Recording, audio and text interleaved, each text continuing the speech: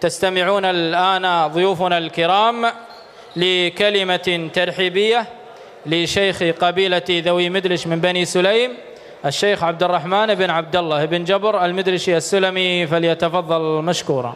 بسم الله الرحمن الرحيم. الحمد لله رب العالمين، والصلاة والسلام على أشرف الأنبياء والمرسلين سيدنا ونبينا محمد عليه أفضل الصلاة وأتم التسليم.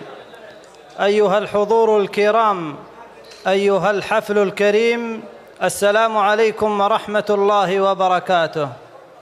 باسمي وباسم ربعي ذوي مدلش جميعا، وباسم الشيخ بخيت بن عبد الجبار المدلشي وأبنائه، نرحب بكم أجمل ترحيب، ونحيي بكم بأفضل التحايا، فحيا هلا حللتم أهلا ووطئتم سهلا. حياكم الله جميعا تحايا السيل والدلال المباهير بالهيل. حيا الله كل من لبى وحضر، والمعذار لكل من اتصل واعتذر.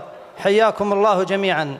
كما ننقل التبريكات باسمي واسمكم جميعا للعريس الغالي عبد الله بن بخيت المدلشي، ونقول له مبروك ألف مبروك، وبارك الله لكما وبارك عليكما وجمع بينكما في خير.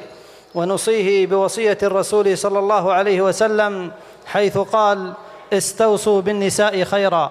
كما نسأل الله سبحانه وتعالى أن يبارك له فيما أعطاه، وأن يرزقه الذرية الصالحة، وأن يجعل حياته هنيئة سعيدة في الدنيا والآخرة. أيها الأحبة، نحن في هذه الأيام مقبلون على اختبارات دراسية، والكل يعلم مدى أهمية هذه الأيام ومدى أهمية هذه الاختبارات لما فيها من تنقل وتوفيق ونجاح. نسأل الله سبحانه وتعالى لأبنائنا الطلاب أن يوفقهم وأن يكتب لهم النجاح. ولكن هناك أمرا مهما يجب على أولياء الأمور عموما التنبه لهذا الأمر والحذر منه. فمعروف ومعلوم أن أهل الشر وأهل الخراب وأهل الترويج في هذه الأيام يبثون سمومهم لهؤلاء الطلاب.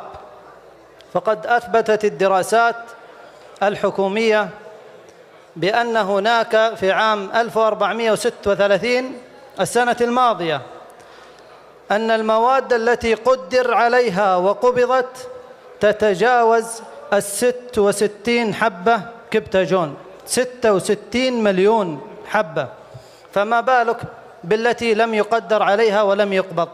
نسأل الله سبحانه وتعالى أن يصلح شبابنا وأن يجنبهم هذه الأضرار. كما نسأل الله سبحانه وتعالى أن يديم أمننا وأماننا في هذه البلاد الكريمة، ونسأل الله أن يرد كيد الأعداء وكيد الفجار في نحورهم، ويحفظ جميع أمننا وأماننا وبلادنا وقادتنا وجميع الحضور الكرام. فحياكم الله، والسلام عليكم ورحمة الله وبركاته.